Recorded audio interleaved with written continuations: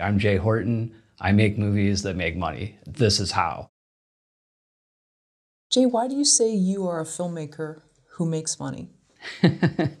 um, well, I am making a very specific style of movie. I'm making low budget features, usually under $100,000. And the vast majority of filmmakers that I talk to that are making movies at this level, a lot of them aren't making money. They're losing from the distributors, or, they're self-distributing and not doing anything. They don't know how to make money. I myself, I've directed 25 feature films at this point. And, the first probably 10 years of my career, I wasn't making a lot of money on these movies. I didn't know how. I didn't know how to navigate it. I kind of learned how later on. And I like to make it so that other filmmakers can maybe get to that point sooner than I did. And so I like to share some of that knowledge with them. It took me a long time before my movies were breaking even or making money. And so, and on top of that, as I was starting my YouTube channel, I was, there was a couple of growth experts that I'm following, and they have their little catchphrases. So I was like, oh, I need some kind of catchphrase. And it just, that just came out. I was getting ready to do it, and I was like, I'm Jay Horton. I make movies that make money. This is how, and it just felt like something that would interest other filmmakers, which was, the whole goal of the channel in the first place. Right, you do that in your intro to the videos. Yeah, it does work. When did you become the filmmaker who makes money? So I've made money with my films from the beginning. I did struggle at the beginning, but pretty much, I mean, my first movie was distributed in 2003 by York Entertainment. Now, it didn't make anything, but from that and it getting distributed and out there, I started landing other filmmaking jobs. And that's where I first started to make money. But when I say, I'm Jay Horton, I make movies that make money, I mean, I produce movies, I direct movies, and I make money off those movies. I'm not necessarily talking about, hey, I get hired as an editor or a DP, which I have done. But, I'm specifically talking about making money off the exhibition of the movies. And I would say that started probably on a steady about 5 years ago. About 5 years, when right around the time that Amazon started opening up for streaming, and that's where I first started getting the rights back from some of my older films and finding that you actually could make a little bit of money on your own. And over the years, I've just gotten better and better at marketing them, at picking the movies, and making more money with them. Do you think that was a big contributor, is going back and getting those rights back, or new movies going forward once Amazon Prime opened up? Yeah, it was a little bit of both. I mean, it was the old movies coming back up for license that made me realize that I could be an entrepreneurial producer. I had Rise of the Undead and Edges of Darkness. They were released in 2003 and 2008.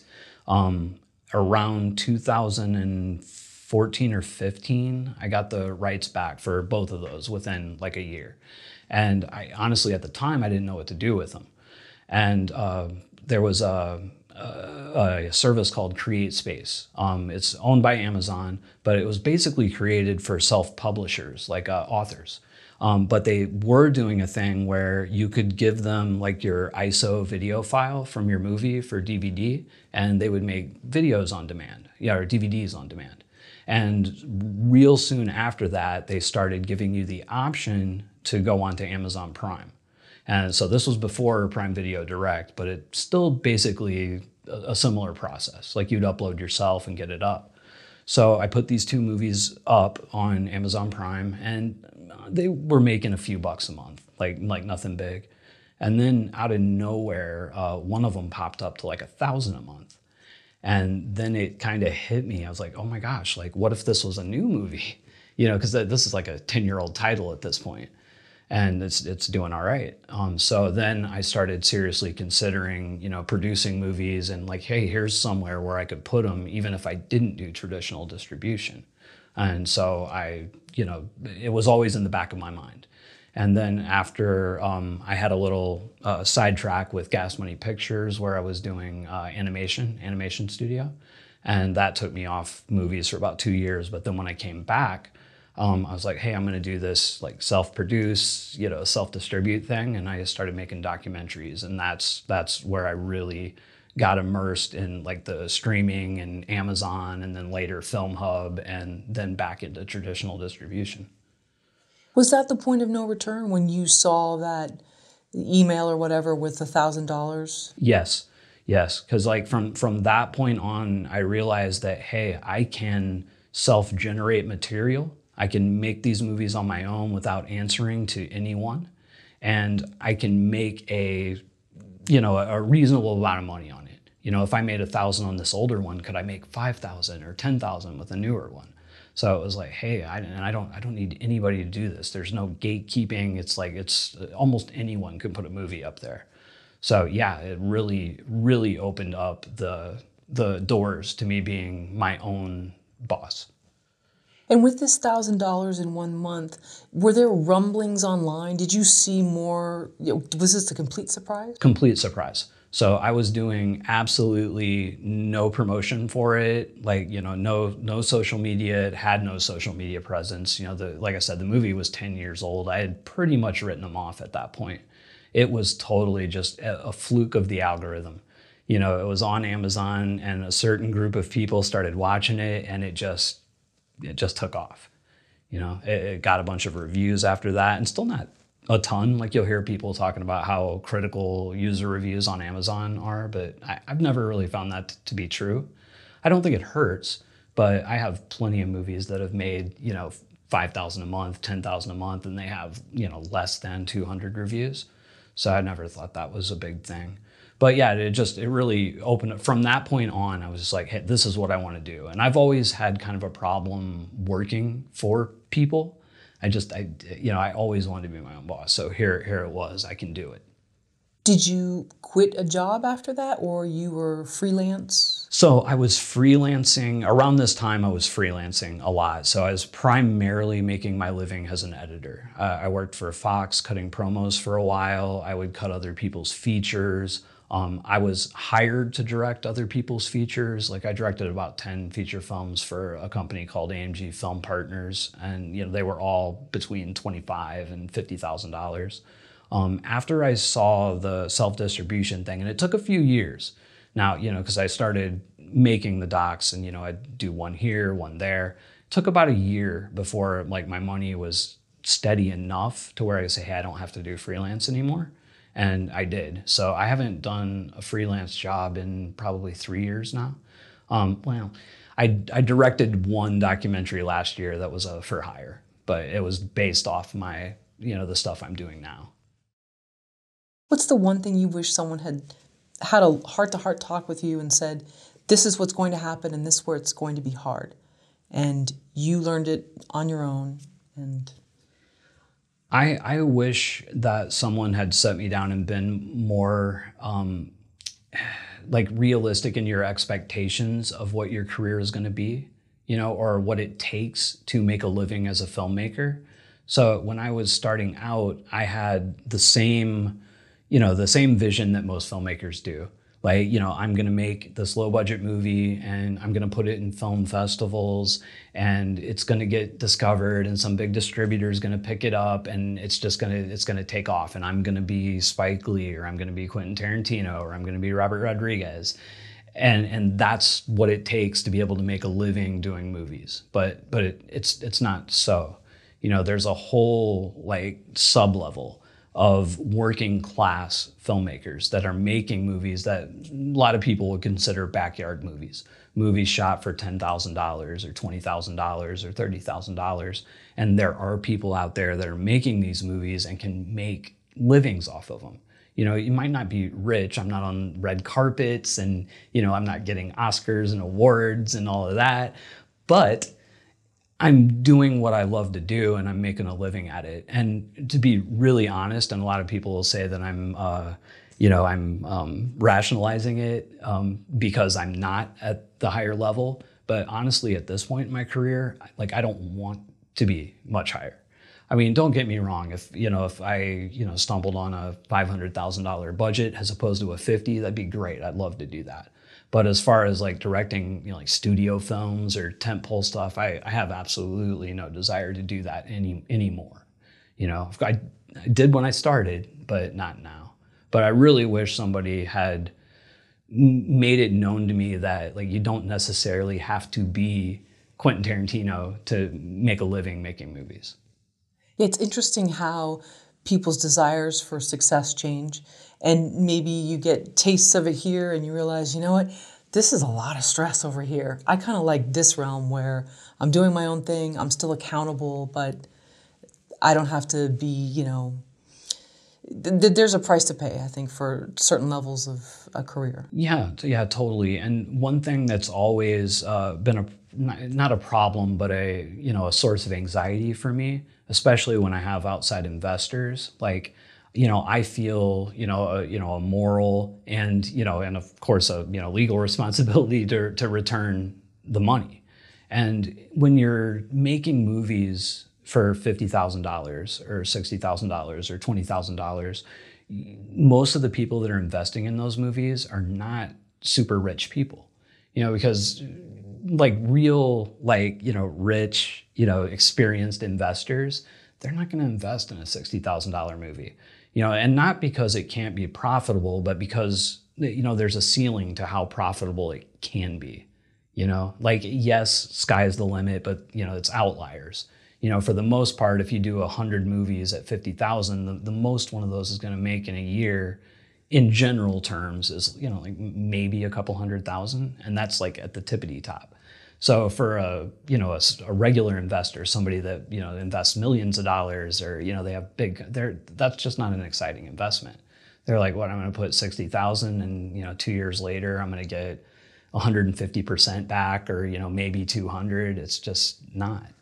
So the people that are investing in these movies are usually, people like myself, that, we're making modest livings. We have a good year. We might have 10 or 15 that we can throw towards something. And we do, but so then as a filmmaker, when you get that money, you have all this, you want to be able to return it. One of my movies I produced back in 2010, and it was I think a $35,000 budget. And one of the producers who I'd worked with for years, it's finally our project to work together. And he had come into some like family money, a family member had passed or something like that. So he had a little bit of a nest egg. And, he ended up putting like $15,000 into that movie. So eventually the movie made its money back, but it took a long time. And I felt that every day until that money was returned. That's just how I like me as a filmmaker. I can't take money and then not return it and feel okay. And I'm still my last narrative film, which I know my tagline is I make movies that make money, but my last narrative film, The Campus Death Day, it was a financial failure. It didn't make its budget back. And there was, quite a few like $2,000 and $3,000 investors in that they could really use that money, and it never made it. And I'll always feel bad about that. Was there a moment, Jay, when the Hollywood dream was no more? You just wanted to be a working class filmmaker or middle class filmmaker? I would say maybe around 5 years ago, it started to occur to me that, hey, maybe like I'm not going to be directing $1 million movies, but I still kind of held on to it. It was still like that, like that's the goal. But somewhere in the last like 2 years, like moving out to Georgia and doing the documentaries full time, and honestly doing my YouTube channel, like I just realized that I really don't even desire that anymore. I don't desire the red carpet stuff anymore, or the adulation of millions, or whatever it is. It's just, it really became about the work. And what really changed for me, for the better, and I recommend this for like all filmmakers, when you stop making movies 100% for yourself and start making them for others, is when things change. Or at least it did for me. When I stopped thinking about my little precious passion project and I start thinking about Like, you know, with the documentaries, for example, I'm making a dog rescue documentary and I'm bringing awareness to, you know, this issue and this small little dog rescue that might be struggling. Like, that's what making that movie was about, you know, and then a byproduct of that, it can be financially successful, you know, or even, you know, I'm getting ready to do a horror movie, Craving, my first narrative in a few years. But totally, this isn't just like, hey, this is my script that I wanted to make. You know, the whole time I'm like, what is the subgenre? What is the audience expecting from the subgenre? What can I give them to make this better? You know, and I think that leads to, you know, more practical success. You had been in LA how many years? 15. 15. So you came here from Georgia? Now? When you came out here to Okay. LA? So originally I was from Indiana. I grew up in Indiana, and it didn't really seem like, you know, I was really into movies. Like, I was a small kid. I, you know, didn't really play sports. I just watched movies. So, but there was no, like, it didn't seem like that was a real thing that you could do. You know, like, I was shooting little videos and stuff, but it never crossed my mind, you know, before I moved out of Indiana, that movies are something that I could do and make some money at. You know, it's like you had to be in Los Angeles or New York, and you had to be, you know, just famous and discovered. And I moved from Indiana to Louisiana. I worked offshore for about a year and a half, saved some money for college, and then decided I was going to go to school. And the University of New Orleans had a pretty good film program. And so I went there, studied communications and film. And this was right around the time that Panasonic released their DVX 100, the 24p mini DV camera. Yeah. And all of a sudden, and like, what is it, 28 days later it had come out. And I was like, oh, it's suddenly feasible to like shoot a feature film. And so I started thinking more about it as like a practical career. And that right after I graduated college that summer, you know, we pulled together a few $1,000s, and that's when we shot Rise of the Undead, which was my first movie. Jay, we had this comment come in on our YouTube channel the other day, and I wanted to read it for you, and please, you're welcome to jump in at any time. It goes, I made my first and only 16mm feature film in 1997 that cost me around $50,000 that I paid for out of my own pocket. Used credit cards and borrowed money from my parents. However, unlike Rodriguez and Smith, my film was a complete and total failure. I wasn't accepted into any film festivals and wasn't able to get any sort of distribution. This cost me financially, including my future in having a career as a filmmaker, and 25 years later, I'm still dealing with the debt and financial instability from it. $50,000 is a lot of money for most people, let alone $5 million for a film. The reality for myself, and I know there are other aspiring filmmakers who've gone down the same path like I did, that you only have got one shot. And if you fail both financially and commercially, no one is going to invest in you or another film, because why would they? No one invests in failed filmmakers. So, like, here's what I'll say to that. I don't, like, I know where he's coming from, but he's also coming from a completely, like, a different time. 97, shooting on film, yes, yeah, that probably did cost a minimum of 50 grand to get something in the can.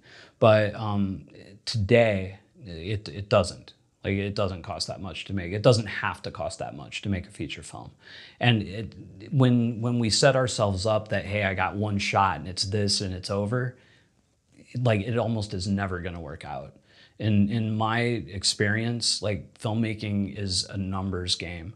You know, the people that you know, break out, like, get discovered and like take off on their first films, the Rodriguez's and the Tarantinos and Spike Lee and all of them, they're lottery winners. Like that is not the norm.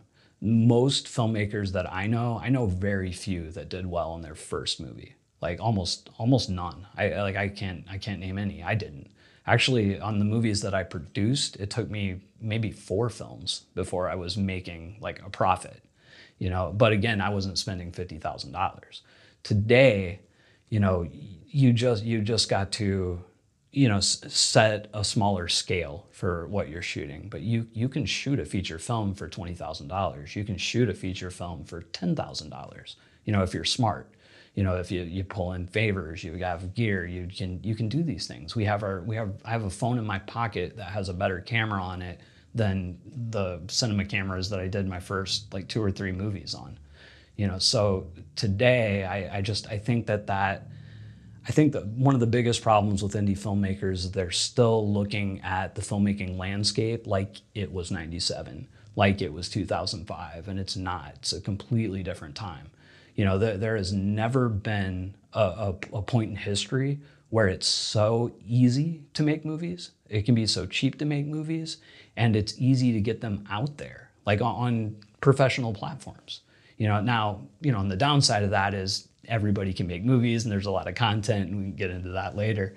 But I don't think it's an all or nothing. It should never be an all or nothing. Like I'm all in on this, and that's it. For me. If that's the path someone chooses to take, more power to them. But I personally think it's a numbers thing. If you make 5 movies, 2 are going to fail. 1 or 2 are going to break even, and that 5th one is going to make enough to cover the other 4. Excellent. And there's more of this comment. And, I appreciate this person for being candid enough to... Totally. And I think you do too. And I feel like this is probably, unfortunately, a common story. And I've heard from people that have spent actually double that for their first film. And and we're in debt. And so, it's... I appreciate them for leaving this. The fact is, movies cost money and they're a team effort, and no one working on a film should work for free. Even though you can now shoot a movie on an iPhone, the fact is not everyone can afford an iPhone. People like this guy, and the commenter is referring to someone we're interviewing, like to talk about how easy it is nowadays and use what you have access to, but not everyone has access to the things people take for granted. I certainly don't have the money to make another film. Heck, I wouldn't even edit anything on my 15-year-old computer, which I'm still using because I can't afford anything newer. People with money or access to money have no idea what it's like when you're living paycheck to paycheck, which is most filmmakers these days who are not already established. So I have a lot of empathy for that statement, and I do, and I also, with everything I just said, I want to make known that I do realize my privilege. I did not come from money. We come from minimum wage. I've paid for everything myself, but I'm a healthy white male. I've had a fairly easy go of it comparatively, but that said, when I made my first movie, this was 2003 that we shot it, summer 2003, and I was working at Starbucks. So I was making, I don't know, 5 minimum wage, whatever it was, and some tips. I worked 35 hours a week, and I was paying for college. I was still able, like in that situation, to save a little bit of money myself and get a little bit on a credit card. And, I think that first movie we made for about $4,000, and it was me and a couple other friends, and we kind of came together on it and put it together. And I know there are people that are in a position where, they can't even do that. With their, people that start families early, or somebody that's disabled, or somebody that has, other responsibilities. I was a young, single, white guy, and I didn't, I had nothing to do but save up my money and pay for my college, so, but all that said, it doesn't take that. I think people set up roadblocks for themselves when it comes to making movies, because, it's a scary thing. And I think sometimes people, it's easier just to say, hey, it's too hard, I'm not going to do it, than to buckle down and do it, and I buckled down, and after that movie, and that movie didn't make much money, and I was still broke, and I was driving a 91 Ford Explorer, and Katrina happened, and I loaded up my Explorer and with what I had left, and I drove cross country to LA, And, I surfed on a friend's couch for about 6 months, and I couldn't get a job. I started working at Starbucks again. And I worked at Starbucks through my first my first 5 movies. So like I would work, I would save up a little bit of money, I would shoot, and then I'd save up a little bit more money and I would shoot again. I would be working doing a shoot, and we'd finish at 3 or 4 in the morning, and then about 6 in the morning I'd be at Starbucks. You want foam on your latte, but like those are the kind of things. If you want to do it, if you are healthy and you don't have 4 kids, you can make it work if you choose to make it work. I believe in general. And so you were living in Louisiana at the time that you were paying for college, working at Starbucks there. Yes. And you managed to do that. And then once Katrina hit, you moved here, you drove. And would you ever run into people that you were working with on set while you were at Starbucks? Oh, yeah. Yeah, it's so yeah. So I remember I was on my first movie, and the first weekend we shot, we had a really big day. It was kind of a apocalyptic zombie movie. So we had this sequence set up in a self-storage facility, and we had something like 40 extras. I mean, it looked big. And we were all in college, so, we had a lot of college friends come and help. So we had a fairly impressive looking crew, and there was all these people here. It looked like a big deal, And then one of the zombies, I was talking to, and then the next day, and I say nothing about working at Starbucks, like, oh yeah, I'm a big time filmmaker. And then, the very next day, they right in the drive-through, and they kind of did a double take, and they didn't say nothing, but it was, yeah. And I had that happen many times. Sure. And that was in Louisiana or here? That was in Louisiana. Okay, yeah. Right. In LA, it honestly, I can't think of a situation where it happened. Because when I moved to LA, I was working at Starbucks in downtown Burbank, and I was shooting in Hawthorne or Hollywood, and I just didn't. I don't remember running to anybody there, but I may have. Yeah. Been there. Yeah. Jay, you have a video that you did maybe a year or so ago entitled "Top 5 Reasons Your Indie Film is Failing." Yeah. And so we took the liberty of writing down your excellent tips, and we were hoping to have you read them. Maybe we could start with 5 first. Okay. Yeah. So 5 reasons your indie film is failing. Number 5, you are pushing your movie in all the wrong places. So this is, what I'm talking about here is when you have, a certain genre of film, you need to specifically find that audience. Right. And I find a lot of people, what I see over and over, when I wrote this comment, I was specifically thinking about filmmakers that were promoting their movies in filmmaking groups. Because you'll see this all the time. You have all these filmmaking groups, and they're like, hey, go check out my movie to all the other filmmakers. And the filmmakers aren't necessarily your target audience. If your movie is about filmmaking, maybe that's right. But for the most part, no, don't promote there. That's not, filmmakers are not going to drive the viewership, or people shotgun out their promotion. So, they're like, let's do the exact same post on Facebook, as on Twitter, as on Instagram, as on LinkedIn. And all of these social media platforms are very different in the type of material that gets traction, so for example, on the documentaries, I do very well promoting on Facebook, in Facebook groups that are specific to that subject matter, and on Twitter, Twitter with hashtags that are targeted towards that target audience. But LinkedIn, kind of okay for documentaries, but not so much. But you should concentrate on what you're comfortable with. For example, I've spent the most time on Facebook. So I'm pretty good at writing a post that's going to engage people on Facebook. So that's where I concentrate a lot of my promotion, and, I'm not as good at Twitter. So I don't concentrate on Twitter as much. I'll put posts there, but I don't spend an overt amount of time on it.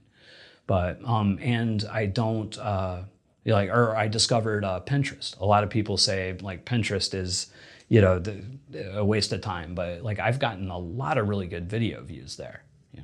So I find just keep your promotion targeted to the right audience. Is number 5. What about a subreddit? Let's suppose your documentary is on something that's medical related or whatever. If there was a subreddit on that. Yeah, what I've found with Reddit, so I do a little promotion on Reddit, but I find in general, Reddit's not great for direct promotion.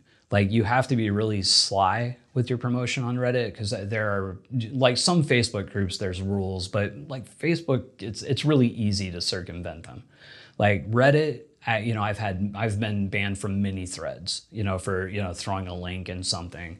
Like you have to engage with people on a more personal level there. And by doing that, sometimes you can get some interest in your stuff, but just like direct promotion, I've not had much luck. Sure, there's too many people that are ready to come at you. Yeah, that makes sense. Okay, number 4. Number 4, you've picked too broad of a genre.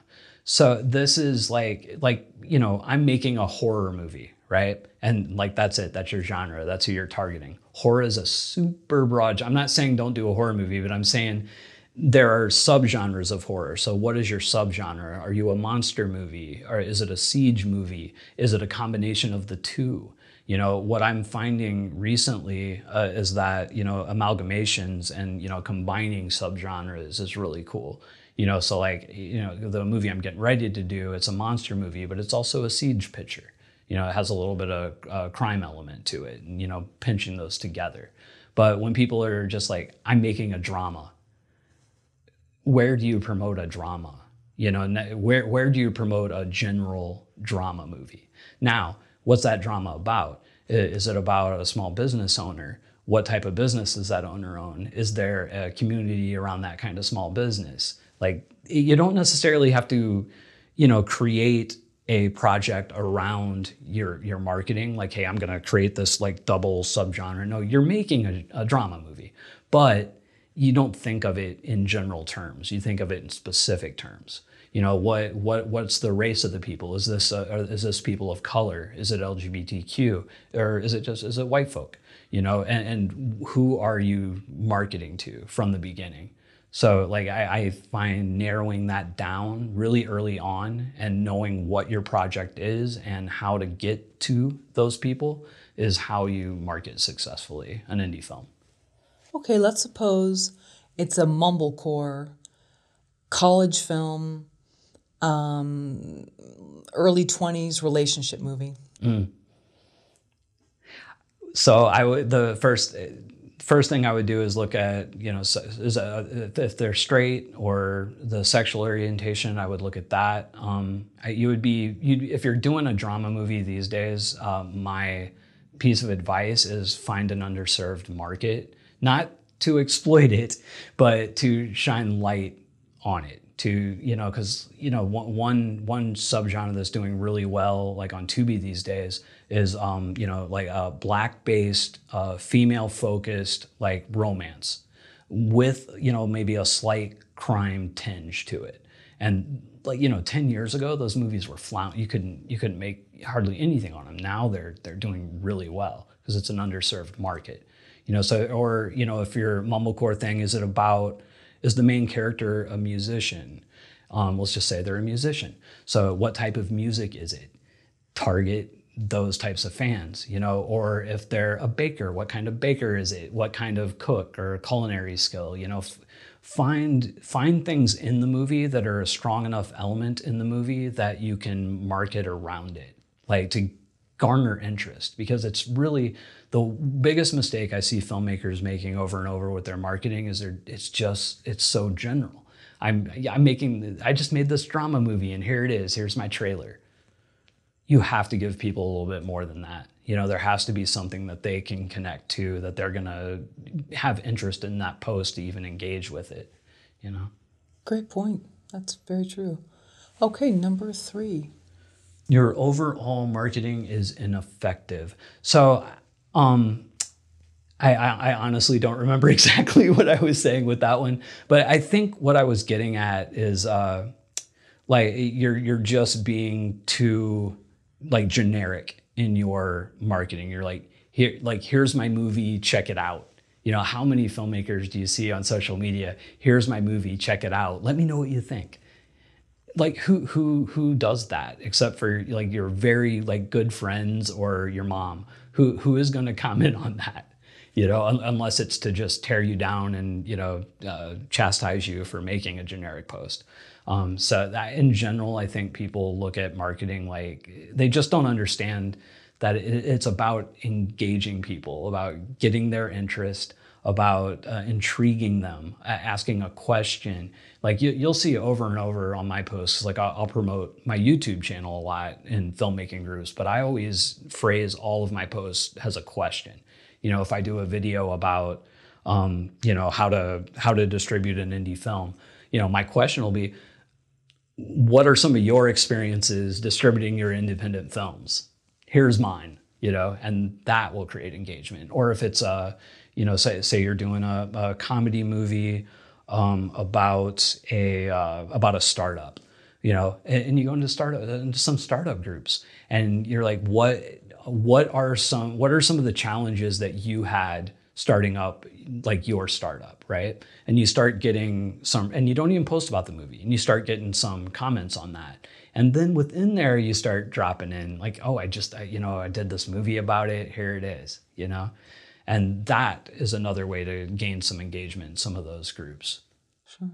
And then it turns out you made Silicon Valley. Yeah. And you make friends this way. It's like networking. I mean, you know, going back to you know, like crowdfunding, like that's all about, you know, connecting with people. You know, it's not, everybody says it's about asking for money. It's not about asking for money. It's about connecting with people, and you are giving them something for their money. Whether that's directly, you know, ROI worth it is, you know, a different story. But, you know, you are providing something that they want. Right. And with each update, you know, you get to root as a group for the project. Totally. Number 2 is my favorite. You didn't think about the audience before making it. You made the film for you and not them. Yeah, this is like my mantra. This has become my mantra, like over the last probably 4 years. Like when I started my career, I made movies that I wanted to make, and absolutely no thought of where is this going to play, who is the audience for it, who's going to watch it, how much are they going to pay for it, like what's it going to do. I just want to make this because this is what I want to do. And I think a lot of filmmakers start with this mindset. And I'm not saying that this is like an evil mindset. I'm saying you have to balance it with a marketing mind. Like the days of, you know, a filmmaker, you know, like, you know, Richard Linklater, one of them coming in, doing a movie and just blowing up. Like, I'm not saying it never happens, but it's happening less and less and less. You know, so like when we make a movie, we do got to think about who is this for? Even at the very beginning when you're writing the script, like who is this for? What is the genre? What is the subgenre? What are elements within that genre that people are looking for? And I'm not talking about doing a like cookie cutter list and hitting all those points in your movie. Sometimes you subvert those expectations, but you have to be aware of it. You know, like what do they want? And if you don't give it to them, are they going to engage with your movie? You know? So from the very, very beginning of any project now, like one of my first thoughts is, who is the audience for this and where do I find them? Because if you have no clue, then you either need to go back to the drawing board or like reverse engineer, you know, your marketing early to figure it out. You know, if you're doing a horror movie, you know, you're doing a horror movie siege picture, you know, with a Hispanic cast, you know, and you don't know where to find your audience, you need to start thinking about where to find your audience as soon as possible. Who do you think Slacker was for at that time? I think Slacker at that time was for 18. It was for Gen X, young artists. I wanted to be a filmmaker and I was into it, but I think it really spoke to that generation. And if I was doing something like that now, like Slacker, I would definitely be targeting, I would target some filmmaking groups for that movie, because it is, but I would also be looking outside of that, musicians, artists, there was one of them was a poet. It's been so long since I've seen it, but the different characters were in a lot of different, up and coming, low income. There wasn't a lot of rich characters in that. So I would be looking at, and that's another thing. If you're doing targeted ads on Facebook, for example, you can target by, education level and by income, or as much info as they have, And I think that those things are important. Sure. And a lot of conspiracy theory talk, too, was in that film, which was fascinating. Yeah. That's another, I totally forgot about that. Actually, yeah, the conspiracy theory, that'd be, and there's so many conspiracy theories. Right now, right. Right now, that would be,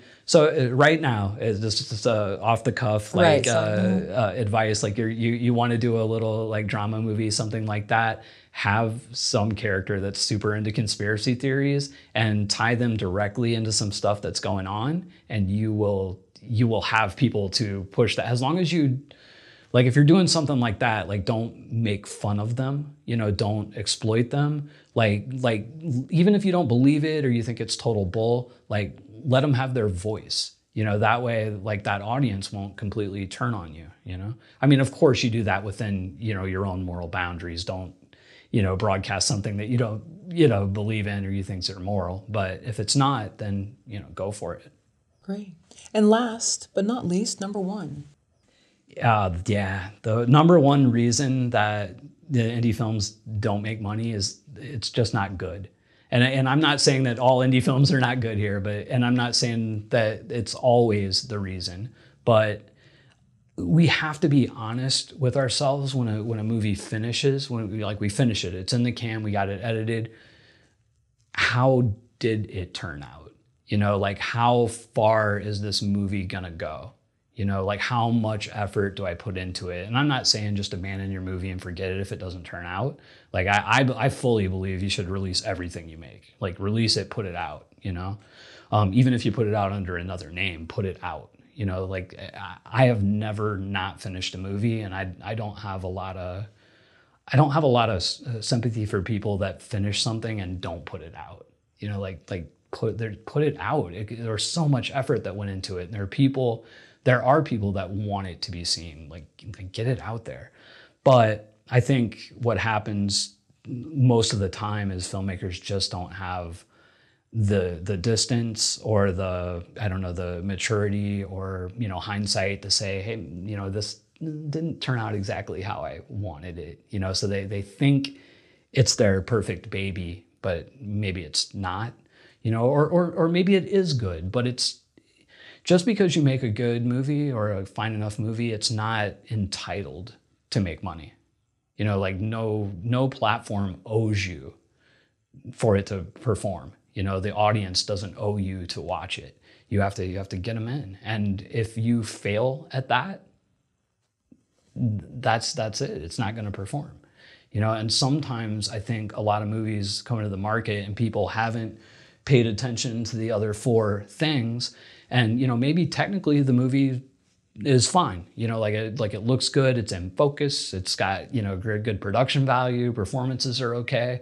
But they ignored the audience, they made their little personal film, and it didn't deliver anything that an audience wants or needs, and it doesn't do well. I think number one would be the toughest to really be honest about with yourself, because, there's kind of two camps of people. One, everything they do is amazing, and two, everything they do they think is crap. Yeah. And I think both people are going to have a hard time seeing their film for what it is. It is. You're 100% right. And I sat here and I just, went on this whole spiel about it, but I myself struggled with that for a long time. I made, when I made Rise of the Undead, my first movie, and I'll say it right here, the movie is not good. but it took me a few years to be able to see it, because like I was always rationalizing it. Well, this is cool, or this worked, or, and then, it's not doing well, it's not resonating. I'm like, why? It's eventually, I think about 2 years of it being out, I was able to sit down and really say, what, this wasn't good. And then why wasn't it good? And honestly, like it wasn't the image, it wasn't the sound, it wasn't the performances. I didn't spend enough time on the story and on the script. We made that first movie and wrote that script to have something to shoot, and 2 years later, when I'm like, why is this not great? I didn't spend enough time on the script. So after that, I became really immersed in like screenwriting and writing. And for a long time, if you would ask me, I would say I'm a writer first and, then a director. And I think that's when my stuff started getting a little bit better. And this was in 2003? Yeah, that's when we shot it. We shot that in 2003. It came out in 2005. And so it was probably like 2006 or 7 where I was like, yeah, it's not so great. And it took me about a year to edit that movie. It was my very first. I basically learned how to edit doing that movie. Jay, you had a great question. We talked about in between takes. Do you want to? Yeah, so I've been thinking about this a lot lately. I was like, in today's day and age, like, can we have, or could we have like a new filmmaker like Quentin Tarantino, like in the 90s, that making that kind of cultural impact with an independent film like the way Reservoir Dogs did? And I've been thinking about this a lot and like racking my brain trying to even think of a movie in the last 10 years that came out from an independent source and had that kind of cultural impact, that launched a director like that, where even before Pulp Fiction, like he was a rock star. Like, can we have that today?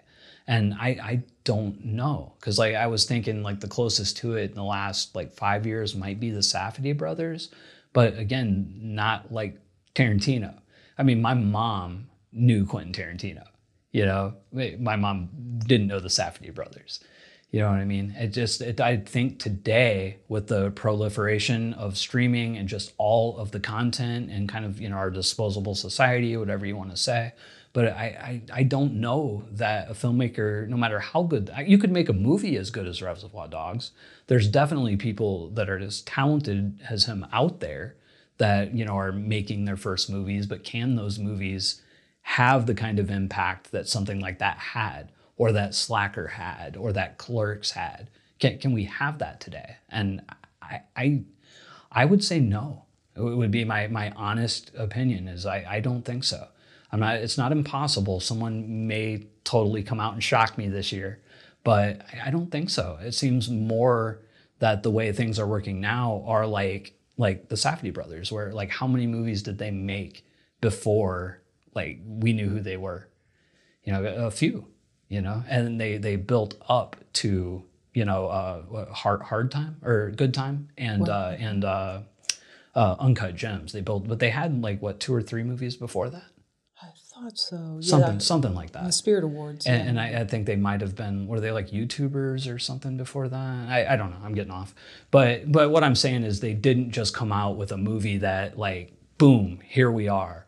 And who has in the last 10? I can't think of anybody. I'm sure people will in the comments, but I can't think of anyone. Right. And maybe because there are more people trying, and also keep in mind we have these influencers now. And nothing against them, but people who just look good and are creative and do some really cool Instagram posts or whatever, that's also competing. I mean, we're just in this new realm where there's so many people competing for our attention. Yeah. Whereas at that time, the 90s. Yeah, well, and also, not only do we have more people doing it, there's more people doing it like on a professional level. Like even if they're just some YouTuber from Toledo, like they have a nice like 4K camera, they got their lights set up, like it looks like a pro like TV broadcast from the 90s, whereas in the 90s, like to make a movie look as good, and sound as good and play as good as Reservoir Dogs, it cost about $1 million, where you could do that today for, you know, a couple 100,000, you know, maybe less. Sure, and we were getting our information from gatekeepers, for Yep. lack of a better term, and we were going to Blockbuster and seeing maybe just a few copies of something versus Harry Met Sally on the wall. Nothing against Harry Met Sally, Oh but yeah. 20 copies of that, and then, you know, a few of these indie titles that were harder to find. And so those were just, there was just a limited place for us to find them, limited amount of, you know, cameras weren't, you know, readily available like they are now. Yeah. So there might just be more Tarantinos, but maybe they're buried in the noise. Yeah, I think so. Which brings up a, you know, a bigger point, you know, about distribution and how today it's like it's never been easier to get distribution. It's just now there's so much more content in the marketplace that the individual value of those movies has dropped. You know, so a movie like, you know, if you make a horror movie today at $50,000 and you made that exact same horror movie 5 years ago for $50,000, the 5 years ago one is going to be worth, you know, whatever, 100 or 200,000, whereas the one today, no matter how it turns out, is, you know, 75, 100. You know, it's just less. It's just worth less. You're making less. You know, like people talk a lot about Amazon dropping rates, but it's happened all over the place. You know, DVD has shrunk. We're not making as much on DVD deals. We're not getting MGs as much. We're making platforms, distributors, you know, buyers, they are paying less for movies than they were, you know, until you get into the studio range. Sure. And so, and two, when there were these special films, let's say a Basketball Diaries, they were so special because there weren't that many like them. Yeah. Now there's so many amazing films with Sundance and all these other festivals. You know, there's all these indie filmmakers making, so there's so much to compete. But when you had the one Basketball Diaries, then everybody could focus on that one. Yeah. And Yeah, there were yeah. all these, you know, so I don't know if that's a relevant point, but I think it is. yeah, there's just so much. I mean, they say the same thing about, you know, the home recording industry as well. Mm-hmm. Do you think that talent is no longer attracted to independent film? I think there are a lot of things competing for attention with independent film now. And honestly, like independent film or indie film, it's such a like nebulous, like broad term, and filmmaker is such, you know, a broad term. Like is, you know, a YouTuber that's, you know, that's doing, you know, vlog videos, you know, with lights and a camera and sound, are they a filmmaker? Yeah, you know, but yeah, I think that all of those things are like there seems to be a lot of more easier routes to money now. You know, like people see the influencers, you know, like single camera vlogs or just, you know, on their phones, and they're like, why go out and spend $30,000 to make this movie that might only make a few $100?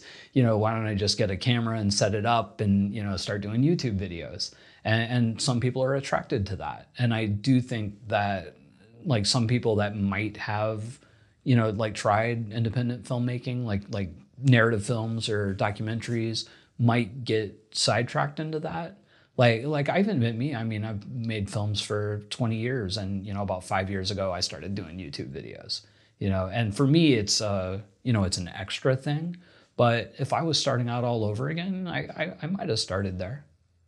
And you're offering value to people. You're not just quote unquote talking about yourself. You're giving Yeah. them tips that could help save them down the line, and interviewing people. Totally. I mean, I've always, so at least in the last few years, I've been really focused, whether it's my movies or my YouTube channel. And, you know, it's I've said it before, it's my mantra over and over. What value am I adding? What am I giving people that they need or want?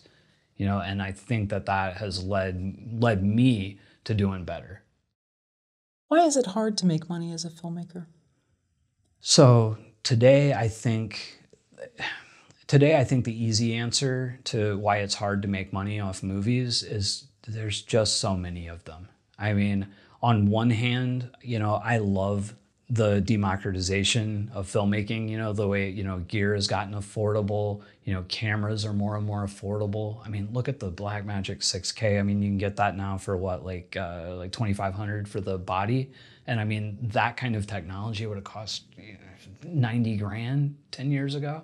or 60 or something like that. It was crazy.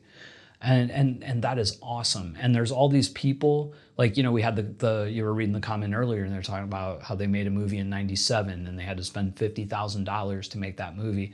I guarantee you could make that exact same thing today, not on 16, for $15,000. Guarantee it. I mean, well, almost. And, I think that is super exciting and cool. But on the other hand, because everybody can make movies, everybody's making movies. And it's so hard to get attention. It's so hard to get eyeballs on your individual project because there's just so much more of it. And then, and again, because there's so much more of it, so many more places to put it, the value of those individual projects is less now. And I think that is the main reason that it's harder today to make money on films than it was 10 years ago. What do most independent filmmakers get wrong about making money from their independent films? I sound like a broken record with it, but I think the number one thing filmmakers get wrong is they don't think about the business. And I'm not saying it has to be like all business and business first and then creative. No, your movie has to be good. The creativity has to work. That's a given. So like I got some pushback on my channel early on because I was talking all about distribution and marketing. They're like, well, what if the movie's just not any good? The movie has to be good. I'm like, well, yeah, that's a given. Your movie has to be good. That's like, duh. But what people don't put any focus on or don't want to, they don't want to think about the business, and again, because so many more people are doing it, you have to be better and better at getting eyeballs on that project. Like you have to be able to market yourself and not just your movie. You have to be able to market yourself. Like there's a misconception, I think, with a lot of filmmakers where they think I'm going to do this great movie and it's just going to speak for itself. And I'm not saying that never happens still. I'm sure it does. But for the most part, we have to get out there and become the face of it, or somebody does. Like we have to sell it, and we have to sell ourselves. Like now it's not enough to be an independent filmmaker, make a couple of movies and just, coast off of that. Let the movies bring in all your income. You have to get out there and you have to become, oh man, I hate even saying this, but you have to become a brand. Like that's where it is. And if that all sounds like disgusting to you and icky yuck, you need to second think being a filmmaker, a professional filmmaker today. And when I say professional filmmaker, again, I'm talking about filmmakers that are making money off the exhibition of their films. I'm not talking about DPs that are getting hired to do stuff. I'm not talking about gaffers that are hired to do stuff. I'm not talking about paid directors. I'm talking about people that you're going to go out there and you're going to put the movie together as an entrepreneur and make money off of it. What if someone says, though, because we've been talking about, Kevin Smith, Spike Lee, Richard Linklater, and Robert Rodriguez, Quentin Tarantino. What if those are some interesting people? They're just interesting to listen to. Yeah. You just put them at a podium. I heard Kevin Smith speak at a conference, and he's just fascinating. So, but not everybody's like that. Yeah, that's true. So I think it's a matter of like leaning into your strengths. Like me, for example, I am not as charismatic as, say, like Kevin Smith or Quentin Tarantino, and like I'm not as knowledgeable about film as Quentin Tarantino, and honestly, like I sound like I'm pretty good on camera now, but I've been practicing this on my YouTube channel now for 3 years, so like I'm decent now, but I had to work at it. I mean, at the very beginning, I was very didn't know where to look, didn't know what to do with my hands. Am I talking with my hands too much? Like I was, and the whole time, that imposter syndrome kicks in, and you're like, nobody cares what I have to say. Like I'm talking about making $50,000 movies and making a modest living on it. Who cares about that? We all want to be rock stars. We all want to make $1 million. Nobody's going to listen to this. But I just kept at it and building it. And then over time, it built up a little bit and people started responding to it, and it's helped feed all of my other work and all of the effort that I put into getting better on camera and stuff like that. I just did a crowdfunder and I did a pitch video, and no ego, I think I did a really good pitch video, and 90% of that is me being able to present on camera better because I've practiced it for 3 years. And just as a quick side note, the amount raised was? We raised $57,000 now. Congratulations. Thank you. That's great. Yeah. Indiegogo? Yes. Excellent. Yeah. Excellent. What was the biggest mistake you made in attempting to make money from your films, or was that the biggest mistake? That was your end goal and that shouldn't have been, and therefore that was the mistake? My biggest mistake I keep repeating the questions. My biggest mistake in not making money on early films was looking at it, waiting for someone else to do it for me. This isn't an anti-distributor tirade or anything, because distributors have their place. I like them. I still use distributors. But there's this thing with like new filmmakers where we just want to make our movie and give it over to something, and then that thing is going to bring our money in and we don't have to worry about it. It's somebody else's problem. It's somebody else's job to market it. It's somebody else's job to distribute it. It's somebody else's job to think about the audience, and if you're making a movie at a certain level, it can be. But if you are making $50,000 movies or $20,000 movies, you don't have money in the budget to hire those people, so you have to do it. When eventually I came to the realization that I just have to do all these things. I have to learn it and I have to do it. And once I came to that realization and started working towards it, it's like the world stopped fighting me. Before it was just like everything was fighting me. I was like, I need to go with this distributor because they do marketing and they're going to do this, this, and that. And it didn't work out. And then, I did another one and it didn't work out. And I'm like, what am I doing wrong? I'm counting too much on others to make my dreams come true, at a certain point. And I'm not saying to not collaborate or not to ask for help or not to seek out other people to help facilitate your success. But at the end of the day, it's like we have to do it for ourselves. Do you think that, and I'm going to sound a little classist here, but comes under the DIY sort of punk ethos or working class filmmaker, whereas someone else, and again, people are going to come at me for this, but I don't want to get my hands dirty. I don't do that. Someone else can do that for me. Yes, I think that's absolutely an element of it, and I don't think it's always a a classist I'm too good for that. I think a lot of people are really scared of it. When it comes to marketing or brand building, I think most filmmakers are scared of it. And then they'll twist that into I'm too good for it, or or into anger, or I shouldn't have to do that, and they'll get mad. But I think a lot of bad behavior in filmmaking comes from anxiety and being scared, and it's scary. It's a scary thing. I suffer from pretty extreme social anxieties, and every single movie I'm an anxious wreck, but I get through it. But then on camera, you ease through it, and you're interesting to listen to, and you have great tips. Yeah, it's so weird. I've always been a super anxious person, but I've also always had a performance bug. Really early on, I wanted to be an actor or a singer. I was in a rock band right out of high school. I could get up right now and, go to a karaoke bar and tear up some karaoke, right? And wouldn't be nervous at all. But, say I had to go do a one-on-one, TED Talk or something like that, where and I couldn't write it out or have it, on teleprompter or something, that would freak me out.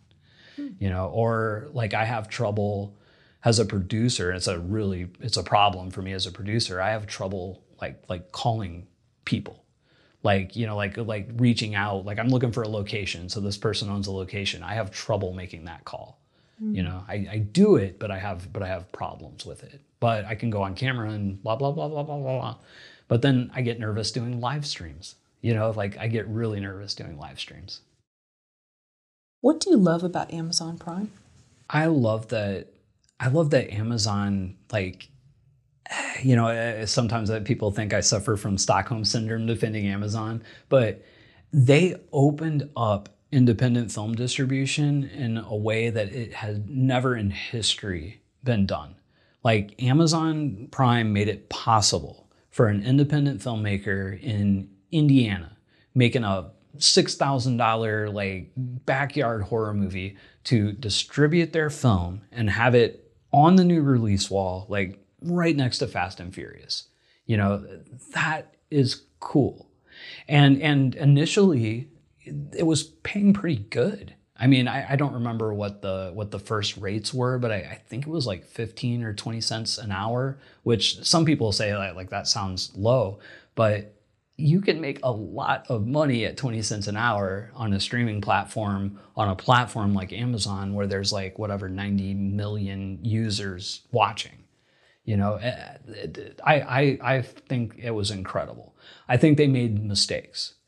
And I think the biggest mistake Amazon made was there was no curation. Now, I keep talking about how great it is that there was no gatekeeping or, no curation, but I think there needed to be a base level of curation. Like they were taking anything. And things that weren't even movies. Like, they were taking shorts. There were people putting up like YouTube style videos. Like, and I think that all of that inappropriate content is what really like started the downfall of it. Some people will say that it was always planned, that they were always going to get rid of indie, and maybe they were.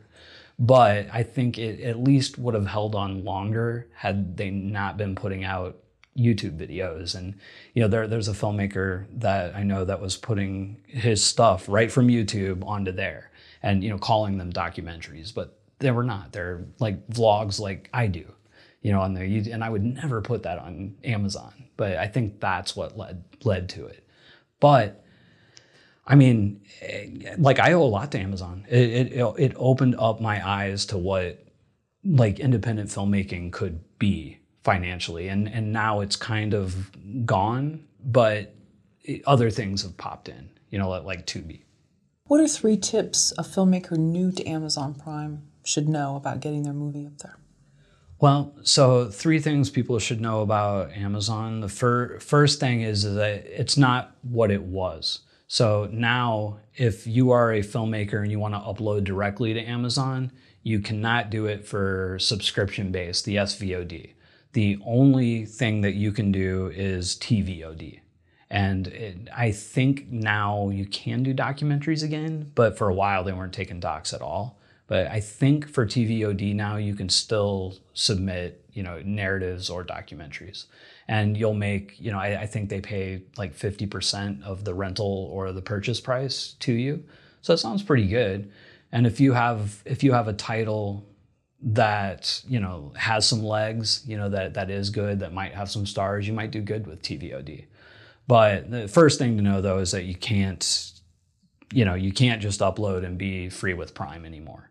You have to go through a distributor or an aggregator. And they're pickier than they were. So like some chintzy things are still getting up, but not like it was before. So it's harder.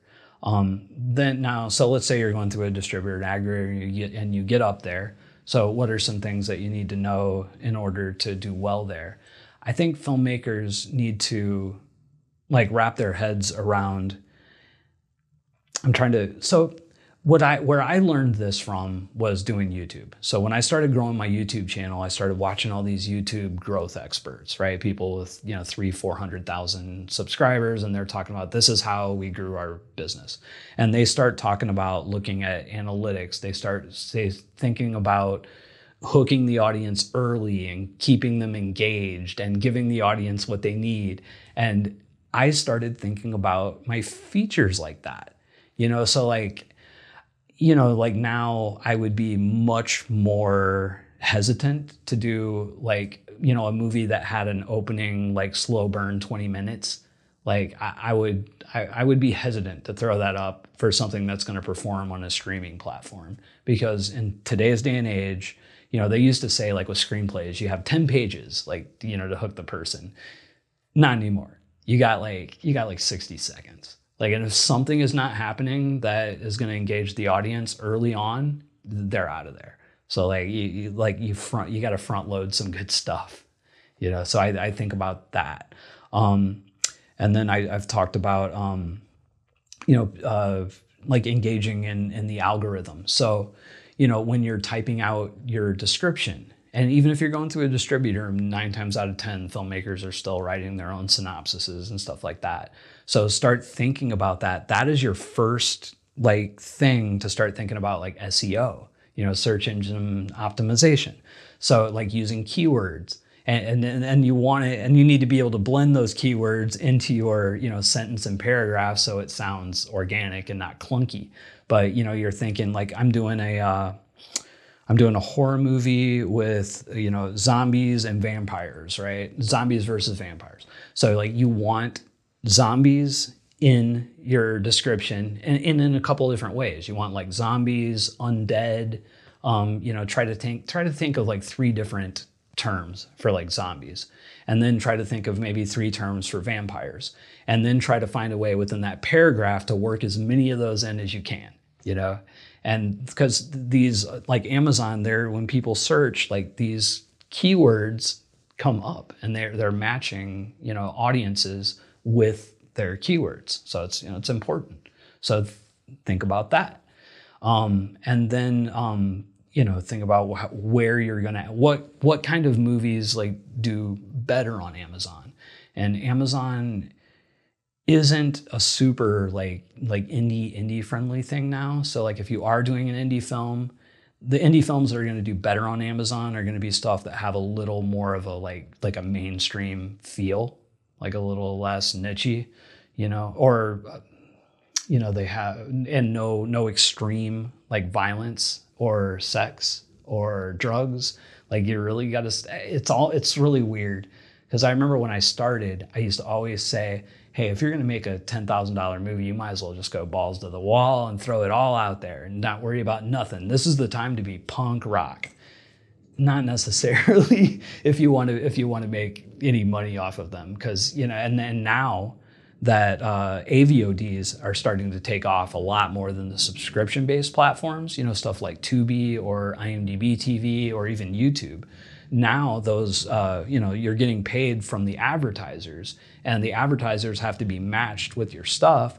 So the advertisers that pay the best are usually more 4-quadrant-y, So like, on YouTube, for example, if you have a documentary about cannabis, you're not going to make anything, because they're going to 18 like restrict you, and you're going to have a really low CPM, and you won't make much money. So you need to think about those things too. But if you have a narrative about a dog that saves Christmas, perfect. Perfect for Amazon. Christmas dog movie. Oh man, a friend of mine's actually doing a Christmas pig movie right now. Oh, great! And it's doing very well on nice. on YouTube actually. Yeah. Very cool. What about cover art? Most important thing for the marketing of the film is the cover art. A lot of people will say trailer. Nope, cover art. Because like in the streaming, like that is the thing that gets people to stop. It's the art. It is, if you're going to spend money on something like for marketing, spend it on your cover art. Like if you're a decent graphic artist, but you can come up with, $1,000 or, 5,000 or whatever, pay the money and get a pro one sheet done if you can. So I'm a decent graphic artist, and for my first probably year, like doing docs, I was just doing all my own. I was like, this is good enough. This is good enough. This is good enough. And then, one day I was like, what? I'm gonna try. I'm gonna hire somebody out. So, I hired a graphic designer. I think I paid $600 for it, and it did way better than my average stuff. So then from then on, I put the money into it. How does the back end of distribution work? Let's say we have a movie that makes 100,000. How does that 100,000 get divided up? I mean, it really depends on the movie. On most indies, like the way I structure most of my films, so let's say I'm bringing in investors. I typically go investors first in, first out. So if an investor puts in $25,000, the first $25,000 the movie makes goes to the investor. Another way you could do that is you could say, the first monies that come in up to that 25,000, you split 50-50 with the investor until the 25 is paid off. And then once it's paid off, maybe their back end goes to like 20% or something like that. But as far as, where it comes in, if you were not going through a distributor, like say you're doing FilmHub or self-distribution, it pretty much goes directly from the platform to FilmHub to you, and it's all pretty like automatic and automated. Or if you're doing it yourself, like through Amazon, it's just Amazon and you. But today, 3 years ago, I would have said do Amazon on your own and then do FilmHub, for everything else. Today, I would say just let FilmHub do it all. Because, the more that they have data for, the more data points, the more platforms you're going to be eligible for, the more they have to work with to sell your film. It's just, I just let them do it. But nothing against FilmHub, but wouldn't they be getting more of a cut because it's more of a middle person? Or no, the platform FilmHub is its own search and play? No. They're getting so the way FilmHub works. They work just kind of like an aggregator. So it's like they place the movie with Amazon, and then Amazon does whatever their split is with them, which might be 50-50. And then whatever FilmHub gets, you get 80% of what FilmHub does. So yeah, you are losing another piece there, but you're just in today's age, I don't think there's a lot of value in just going for one platform. So maybe 2 years ago, Amazon was the highest paying platform, but there's these 20 other ones. And once you start adding those up, they become comparable. And if you were not giving FilmHub Amazon, because Amazon's it was the first line of defense. It's the first platform. It's the first thing they start getting numbers on. And the more your movie is doing, the more attractive it's going to be to other platforms. Whereas if they didn't have those Amazon numbers, they just had all the little ones, your movie's not looking as attractive to other platforms. So they might not take it. So, and then the other thing that's happened is now Amazon started their own AVOD service, which is IMDb TV, which is apparently, and it's still fairly new, but word on the street anyways, it's going to be paying more than what Amazon was, because AVOD's doing better these days. But you can't go to IMDb TV on your own. And if you just upload to Amazon on your own, unless your movie just does exceptionally well, it'll never be eligible for IMDb TV. But through FilmHub or through a distributor, they can get there, but you can't necessarily do it on your own. And having those Amazon numbers helps them to gives you a better chance to do that. Where else does FilmHub upload your content? I mean, FilmHub has probably 100 platforms they're working with. On their website, they have a list, and it's all the usual suspects, the Tubi, Amazon, Hoopla, StreamGo Media. They have connections with, say, Apple TV. They just signed a deal with Apple TV. I just had my first movie selected for there, actually. Oh, great. Not sure what the returns are yet, but we'll see. And it's just, and it grows. You remember, everybody's talking about how great Tubi is right now for independent film. Tubi has been around for, I don't know, over 10 years. And, 5 years ago, it wasn't that big a deal. You weren't making that much. And now that little platform that was there on FilmHub that I was making nothing off of is now where I make 80% of my revenue. So who knows what the next one's going to be, because eventually I think these things they bubble out, they burst, something else comes up. So what's going to be the next one? It might be Plex. Like right now through Film Hub, you're making pennies on Plex, but maybe 5 years from now, that'll be something substantial. And is it guaranteed that your film, if you do have Film Hub acquire it, is on all these platforms, or maybe some of them can't be placed there? No, it's not. The only thing about Film Hub is none of it is guaranteed. Like you're not guaranteed to be on any platforms. It's totally up to the platform whether they'll take you or not. But the cool thing about Film Hub, and the reason I keep using them, is that it's completely non-exclusive. So if Film Hub can't get my movie to Tubi, but I can get it through someone else, I can do that. I have that freedom. Do you have the rights back to all your films?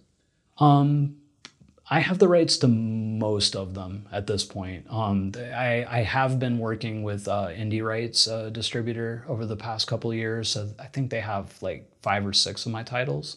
Aside from those, I think I own everything at this. Oh, and Death Day is with ITN. How much would your movie have to make in order for you to get $100,000 back as a filmmaker on a platform? Wow, that's a good question. I'm sure it varies from platform. Yeah, it would vary. But let's just say most of them do. Most of them are like 50-50 or 60-40 with the distributor or aggregator, and then maybe another 20% on top of that. So you'd be looking like at 100, 150. You need to make like 100, between 150 and 175 to make 100, something like that. And that would be normally what span of time? Probably over several years. I mean, it really depends. So for me, I have about 60 titles in the market that I see numbers from on a regular basis. And, my titles make between, as little as a few bucks a month, all the way up to 5,000 or 6,000 a month, if I have one that's making 5,000 a month, it'd take a year to do that. But I've seen numbers from other titles, comparable budget levels to mine and even under, that are making as much as 20,000 a month, or there's one just this last month that I saw that did $100,000 in a month. Now these are outliers. I think my like general $5 to like few dollars, that's where most are living, between $5 and like 5,000. And are there certain platforms where if it's not family friendly, don't even bother? Like don't waste your time, don't waste their time? Yes. Although to be honest, I don't know too many off the top of my head. I'm starting to experiment a lot with putting titles up on YouTube, because my channel's monetized, and now a bunch of these networks have come out, multi-channel networks. I think they call them MCNs, and a lot of distributors are striking deals with these different companies. So, for example, Indie Rights put out my UFO documentary, I Want to Believe, through a multi-channel network. And, on their YouTube channel, it was making a couple $100 a month, not much off of YouTube. And when they put it on that multi-channel thing, it did like 2,000 in a month. Oh, wow. Just there, but on YouTube, extreme stuff is not going to be matched with good advertisers. So it needs to be family friendly. But like something like Tubi, that's also advertising based, but they're a lot friendlier to horror and more graphic content. So I'm seeing really big numbers from Tubi on some pretty graphic stuff, and it's a VOD, and I would assume IMDb TV is the same way. And UFOs not considered family friendly? No. The UFO one was family friendly. Okay. Yeah. Yeah, it just aliens were fully clothed. Yeah. They were fully clothed. There was no sex with them, but the difference though was their channel, just the multi-network channel, has millions of subscribers, and they're specifically targeted for like supernatural stuff. So like the only stuff on that channel, you know, they have some documentary and some narrative, and it's all like UFO paranormal based. So they've really got their audience. Speaking of indie rights, there's a filmmaker that works with them named Al Prophet, and he does like true crime like documentaries, very low budget stuff. And I mean, he's got a huge YouTube channel. He makes a ton of money off that. His movies then like double dip through indie rights, through, you know, Tubi and Amazon. He's making more money there. And he's really like that's the guy where I started looking at the documentary thing as like a viable option. And he's really got it on lock. Wow, so true crime, but I would imagine some are graphic. Yeah, it's like, and it's a kind of a specific like true crime too. Like his tend to deal more with like drugs, like, you know, like you know, cocaine or heroin. Like he had an Al Capone documentary, Oh, wow. like stuff like that. What's the fastest you've ever made a feature film? So the fastest I've ever shot a feature film is in a day. I've made one, two, three. I did 3 one-day features and 1 2-day feature. So I was working for a company. I was directing movies for them, and I did about 10 or 11 projects for this company, and their budgets were typically between like 65,000 down to as low as 25 or 30. And we would typically shoot these in like 5 to 8 days. So they had a filmmaker friend that was doing these like filmed plays in Atlanta, like basically setting up 3 cameras and just shooting the plays, and then they would kind of release it as a feature. And I was talking to him one day, and we were talking about that thing, and I'm looking at it, and I'm an editor, and I was sitting here thinking about it, and I was like, God, if we had the sets, real sets, like I could do this and make it like a real movie, like not like a filmed play, like do it with coverage. I could make this work. And so he was like, and he started thinking about it. And so like their big thing was they would get like, you know, kind of a fallen like B actor. They would put him in the movie, just like those like Bruce Willis things where he's in the movie for like 5 minutes and it's like starring Bruce Willis. So like they were doing that kind of thing. But they were like, gosh, though, if we did this in like 1 day, we can just meet this person's day rate and they can be in the entire movie. They could really legitimately star in it, and we can get a few of them. So they were like, yeah, we're going to cast like this person, this person, this person. We're going to do it in a day. So I would we would run these things. We would do them on sound stages, so like sets. And there would need to be like all the company moves would need to be within that sound stage. So, you know, like cafe, they have a cafe, they have a bar, they have an apartment. Okay, it's got to be in a cafe, a bar, an apartment. So then, you know, we would set up the 3 cameras, and, you know, I would do, you know, kind of a basic wide shot. I do a, you know, like maybe 2 over here, and maybe 3 people over on here. 3 pieces of coverage, run the scene. So, and then we do the scene once or twice, you know, till we get all the way through it, you know, and then move the cameras and, you know, like start punching in on people, and do this on average 2 times per scene. So you'd have 6 pieces of coverage for every scene, you know, sometimes more depending on how short or long the scene was. And, you know, like on that second one, you know, I'd have good operators, and, you know, like they would be fishing close-ups, and then, you know, in between takes, they'd be popping inserts.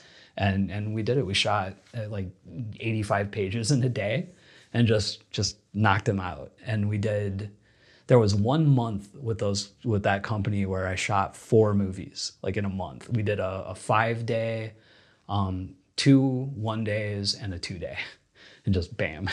And then, you know, I'd have 3 or 4 weeks to edit them. So does the talent know that they're getting their day rate, but then they're like in every scene? Yeah. Okay. Yeah, because you know, on indie films, it's almost all about, all the negotiations with talent are usually based upon time on set. You know, so like now I was not privy to those negotiations, so maybe there were some bumps because they were all the way through it. I don't know. I wasn't a producer. But I would assume, though, that they were pretty much getting their day rates. How is that on the actor, especially for these, you know, shooting a feature in one day? So it can be very hard on the actors and the director and the crew. It takes a very, and this isn't just one day features either. When you're making a extremely like low budget short shoot movie, whether it's 1 day or 5 days or 10 days, there's specific types of actors that can deal with that kind of situation, and there's some that can't. And it's not necessarily a matter of talent or ability. Some just can't work under those circumstances. So it wasn't one of the 1 days, but it was a 5 day feature we were working on. And one of the actors was a name actor, and they could not handle the pace. And nothing like it was a very good, talented, experienced actor, but they kind of broke down halfway through the first day and like took me aside and like just tears streaming, I can't do this. I can't get to where you need me to go. Like they just couldn't do it. So they ended up having to find someone else to do that part. And that's the only time that ever happened to me, but it's a very specific type of actor can do that. So like when I'm casting a movie, one of a low budget quick schedule movie, like I look at their experience. Have they shot other movies like this? Do they understand what this set is going to be like? Do they understand that this is going to be like bam, bam, bam, bam, bam? That you're only going to get, even on the 5 day features, you're going to get an average of 3 takes, 2.5 maybe. And some actors can't get there in 3 takes. Like they need more. They need a longer rehearsal period, or like we even on the 1 days we do camera rehearsals, but they're quick. So it's not like long blocking rehearsal, long camera rehearsal. And if you're in the same space, sometimes the camera rehearsals start getting 86ed, and you're just rolling through it, and they have to do it. So there's some people that thrive on that. Like I used to describe shooting features really fast as kind of like shot clock pool. It's like you don't really have time to like line up and agonize over the shot. You just take it. You just take it. And I personally I thrive off of that. Like I like that. I like the challenge. I wouldn't shoot a 1 day feature again, like ever. I did them. I'm happy I did it, but I wouldn't recommend it. They're not the best movies that I ever made, but they're better than you would think. But anyway, I do like the challenge of it. And in a situation like that, is there a place for the main actors to go to collect themselves, or they're all in one space? Wardrobes here, everybody's just out in the open together? Yeah, no. It's like these would typically be like regular sound stages. So, there'd be green rooms and holding, and, I have been on sets where, like you're on a practical set and there basically is no holding. I mean, I did a talking dog movie once, and, we had some name talent, and, they're like, okay, we have to have this room set aside for them, because I was, in their rider or whatever.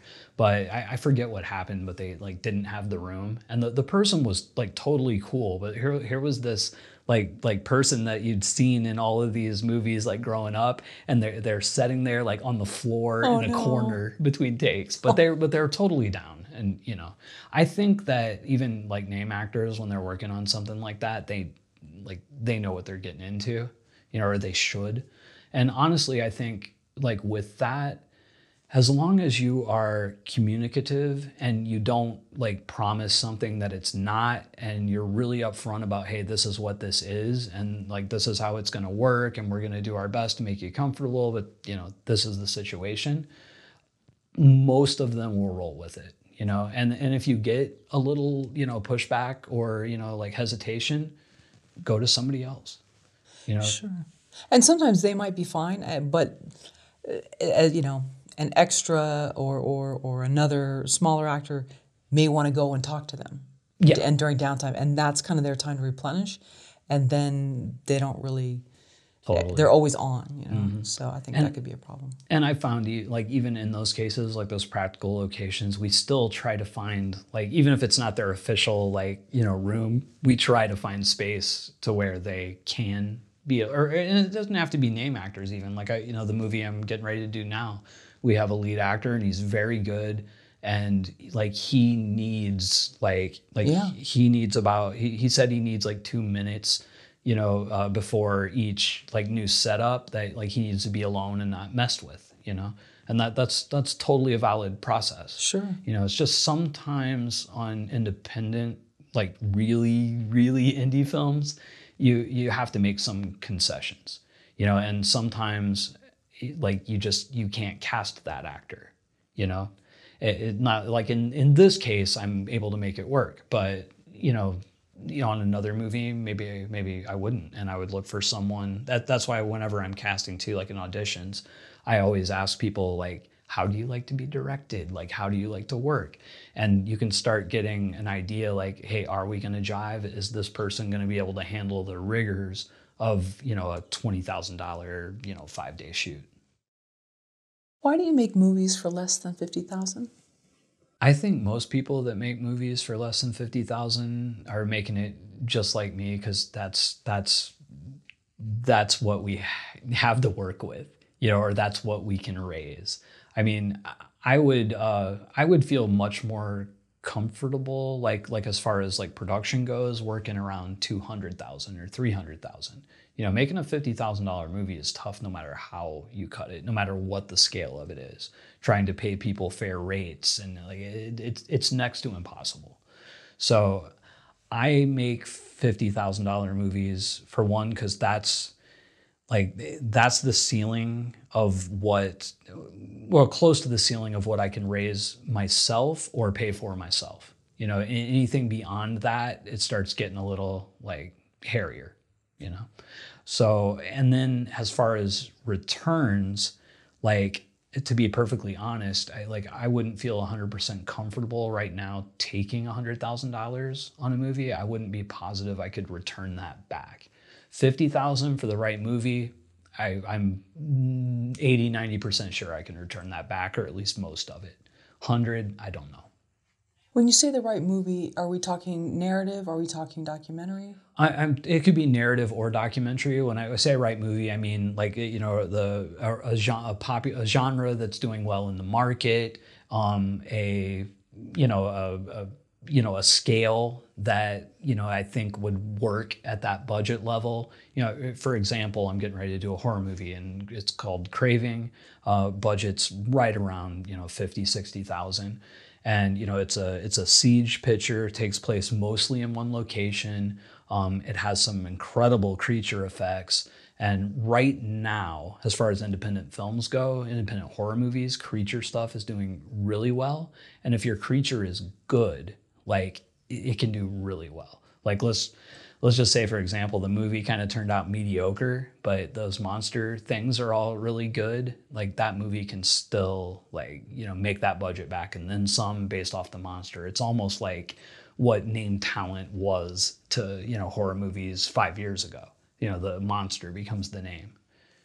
You know. So if you think that a movie is over 50,000, then you realize I may have to take a producer's money, and I don't want to add that stress.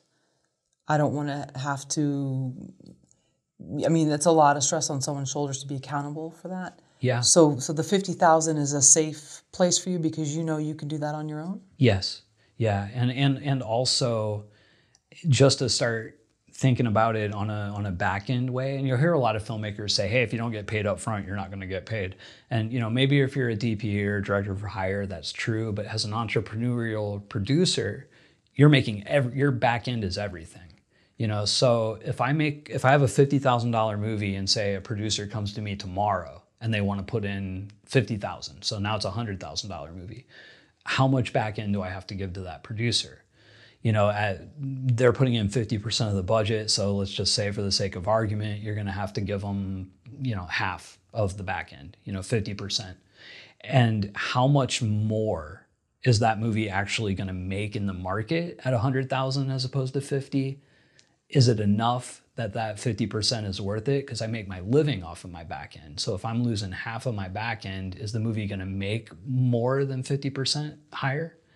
You gotta think about stuff like that, and in this particular case, like, unless, I guess maybe at 50, maybe if I put in like a bigger name actor, like if I put 25 of it and hired like Tony Todd or something like that, maybe that would help it. But I honestly don't know.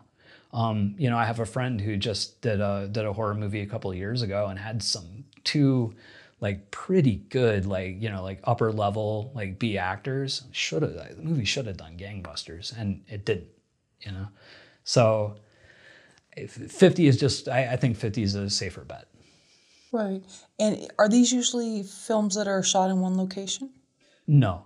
Although, like, so I did one called The Other Side back in 2014, and it had like maybe 12 locations, but like we shot a good chunk of it in this compound where, it was like this person, they had a house and they had a garage and they had like an office, and, we made like 6 locations out of that one. And as far as like on independent stuff, people say this all the time, like, make it a 1 location shoot, and like that's the way to save all your budget. It's only going to save so much, because a shoot day is a shoot day. Like, a shoot day costs a production what a shoot day costs a production. Yes, you're going to lose some time if you're constantly company moving, but on an indie, on average, you're spending, I don't know, 5,000 or 6,000 a day. So as long as your company moves are, structured to where, you're on one location for that whole day, and then maybe another location for another 3 days, and then 1 day at another location, but you're not doing like midday company moves, you're not going to save a ton of money on the single location. A little bit, but not a ton. Like, you might, on a 6-day shoot, you might lose a half a day in the company moves that split across 6 days. So like it's really not that much of a save. And for the $50,000 budget, are you typically the editor? Yes. And the reason being, I'm not one of those people, like, I have to edit everything. But, I've been editing now for 20 years. And, at $50,000, you're going to be able to pay an editor, like 5 or 6, maybe 10,000 tops. Like, and I don't feel like I'm going to find an editor for $10,000 or $5,000 that's as good as me. Not to be egocentric about it, but it's totally a practical decision. If I had another $25,000 to, pay a full post team, I would, but I don't, so I do it. Can we break down this $50,000 budget? Sure. And help us understand, like, where are you spending that money? Okay. Yeah. So, like, I'll do like a kind of a generic like breakdown of a $50,000 movie. So I'll talk a little bit about Craving, because I'm just doing that now. So oh gosh, it's hard without it in front of me. But so probably about, on Craving, 10,000 went for a location right off the bat. We needed like a warehouse space, 2,000 to 3,000 square feet, and we have to build a set. So, we're going to spend, I can't say exactly how much on the rental, and then 5,000 on the building of the bar set, which is the main location. And then there's some money in lodging, because it looks like we're going to shoot in Palmdale. So I'm going to have to put people up there. And this is all in California? So. Yeah, this one's going to be in California. So we're spending $10K on the location. We're spending, it's a bigger cast than I typically work with. I think we're 10 or 12 like major roles in it. And so we're spending about $12,000 on cast, and that's not including name talent. You include the 3 name actors, and that's closer to 20. And then we're spending $5,000 on effects materials, And we've already, I'm not counting this as part of the 50, but we'd already spent almost 10,000 on monster materials prior to the crowdfunder. And then, but we'll just say the 5. And so that puts us at like what, 35. And then we're spending about, let's see, 300 a day. 300 a day on catering and another 200 a day on crafty. And then the rest of it's all in crew. And on crew, on indies now, I start my base pay at 200 a day, nothing under, or I'm sorry, 211 a day. It's like California, I think like minimum wage in 12 hours and ends up at 211. But then key positions get a little bit more. So like the DP might make 350 or 400, or sound might make more. But for the most part, right around that 211 mark. And we'll do this with a skeleton crew. It'll be a DP. She'll be running her own camera, including focus. There'll be a secondary camera, and when the secondary camera is not in operation, that person's also like the swing.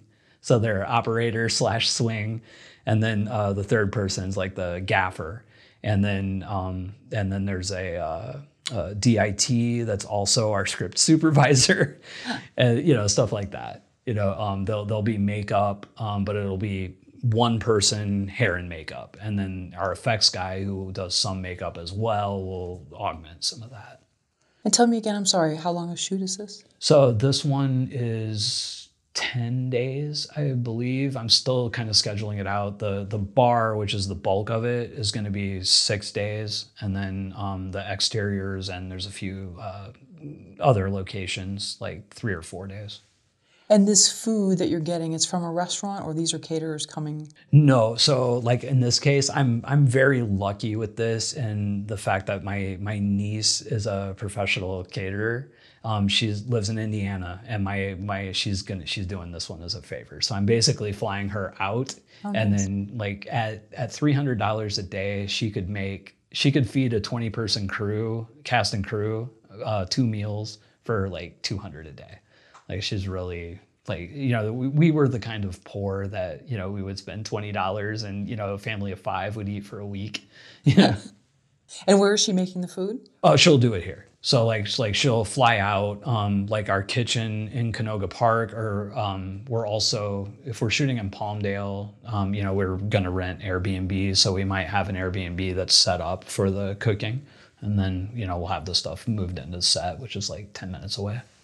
So post, you're basically spending almost nothing on? Almost nothing. Okay. So what like on documentaries, I literally spend nothing. I do it all. Like I'm not an expert colorist, but I can do it well enough. I'm pretty darn good with sound design and mix. The only thing I can't really do myself is like a good 5.1, but I know several people to where I can get it done very affordably. So like on this movie, like, I want it to be, it's a little bit higher profile than a lot of the docs that I do. So I will most likely hire a colorist and a sound mixer. And that money has not yet been raised. So like, I had the crowdfunding consultant for this, and he said, after you shoot the movie, no sooner than June, we'll do a post-production crowdfunder for it. And he said we could expect, between 20 and 30% of what we raised before for post. So we were looking at maybe 15 or 20,000. And not to jinx it, but let's suppose you're out there and you need to go a day over. It's Palmdale. Totally. There could be a hailstorm, something could happen. Okay. Yeah. So is there money in reserves, or I can pull from here my own sources? Yes. Okay. So there's not, the way a lot of indies work is like I don't have an official contingency in the budget, but I have money from, an outside source that I can go to if something like that were to happen. Or even, going a little bit deeper into my own pockets if I have to. But so you're prepared, a backup I'm prepared. Rainy day fund, right? Yeah, exactly. So to speak. Okay, that's good. Can we talk about your 2 or 3 most successful movies, and then in contrast, your 2 or 3 movies that weren't a success? Okay. We're talking like financial? Correct. Okay. Yeah, I would say My most financially successful movie in my career was probably Edges of Darkness, which I did in 2008. It made, I want to say, was it 96? It was 96,000 in the first quarter, like when it came out. This was in 2008, so like in Anchor Bay was the U.S. distributor. It got a huge DVD release. It was in like it was one of those titles at Blockbuster where, you know, like most indie titles, they'll be like one, two, or three. This had like rows. Oh, wow. You know, they're like rows 6 or 7. You know, and it was all over Hollywood Video. And I don't think I probably won't ever have one that does like that good again. Well, hopefully I will, but that one did really well, you know. And honestly, it was just, and I wasn't involved in the distribution or marketing of it because it was all through Anchor Bay, and, you know, Shoreline was our sales agent.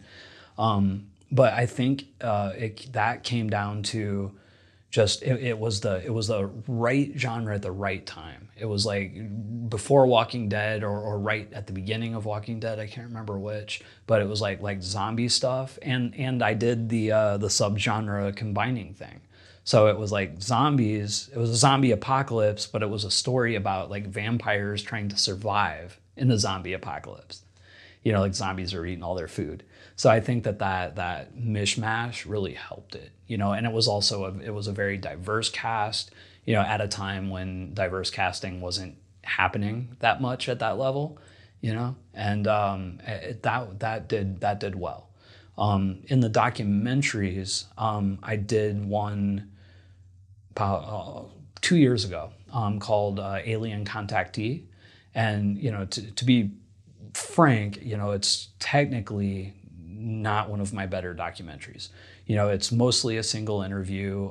We had trouble with the sound. It's not the best shot. I didn't have really good B-roll for it, but the subject, the interviewee, he was so engaging, and he has such a strong like following that wants and needs his information that it did really well. Like it was doing 4,000 or 5,000 a month, you know, for almost a year. And this is something that we made like literally for nothing. You know, like shot the interview with the guy. I think I edited it in like 6 or 7 days, like really quick. And, you know, and didn't have much hope for it. I was kind of like, you know, we'll see what it does. And it took off, you know. Sorry, who was is he like an expert? Yeah. His name's Dr. Luis Turi. He's a astrology guy, and he speaks. He was an alien contactee. He was someone that's had, you know, experiences, you know, meeting or, you know, seeing aliens, you know. And he has a website where, you know, people sign up and they get his astrology stuff, and he has a pretty big following. So one thing, especially in the streaming world, if you have a subject or, you know, an actor that's going to gain, or a influencer that's going to gain a lot of early momentum for your movie, that momentum can carry it to a bigger audience, you know, because they're basically training the algorithm who to show the movie to. So if you have a movie like Alien Contactee, where this guy has, I think he had like maybe 10,000 regular subscribers on his website, which isn't a huge number. But if you have, you know, 5,000 or 6,000 of them that watch that movie in the first week, and they're all like perfectly targeted for him, so the algorithm's going to show it to more people like them, and that's how things, you know, go viral. And that it basically went, you know, like the Amazon equivalent of viral, you know, and did really well. And that was one that ended up getting purged on Amazon, but then it got picked back up later and started making money again, just not quite as much. And it stayed steady, and it keeps getting on new platforms. It's doing well on YouTube, really well. And then another one in the paranormal was the I Want to Believe. It was a UFO documentary. We went to a UFO convention and just like bum rushed the speakers. Like, hey, can we get you over in the corner and shoot an interview for 50 minutes? We had one guy that agreed to do like a 2-hour with us, and that was Nick Pope, who he used to be the British, I forget his title, something in defense. He was basically like the British Mulder, and from X-Files. Right. And he would, we interviewed him for 2 hours. So he was kind of the main part of it. And then we interviewed another 6 people for it, but it did all the interviews over the course of 2 days. I think I spent less than a month editing it. Maybe 3 weeks. And it was a lot of stock B-roll and, then B-roll from the convention, but it turned out really well. And that community, I think was really hungry for a documentary that wasn't all, woo-woo and exploitive. It was just very like brass tacks. This is what ufology is. This is why we believe in it. And, that continues. It was never one of those that just took off and did 5,000 in a month or nothing. I think the most it ever made in a month was maybe 1,500, but it's been out for 2 years and it's stayed there every month. And it's getting on new platforms. It just kicked off on a new YouTube channel and it's doing really well. So that continues to do great. And then narrative wise, the company I was working for, and again, I don't have their books, I just have their word for it. But the Talking Dog movie, that probably outdid the Edges of Darkness, maybe 500,000 or 600,000. And then the ones that didn't do so well, what do you think was the difference? So, Rise of the Undead, my first one, and Trap, that was my third movie. Both of those, I really made them in the dark, not thinking about audience or any of that. This is the movie I'm going to make. I don't know who's going to watch it or where. I'm just going to make it and try to find distribution.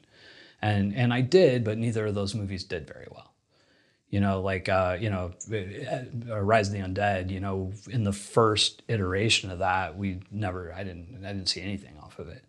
We did the deal with York Entertainment, who was pretty notoriously not great back then. They're not in business anymore. And then Trap, I'm trying to remember who distributed Trap. I don't even remember.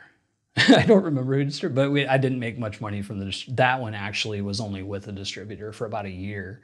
And then I talked them into releasing me from the contract and did self-distribution with it. Made a little bit. And Trap was so low budget that I think it actually did eventually make its budget back. It was I think we made it for 5, but not that well.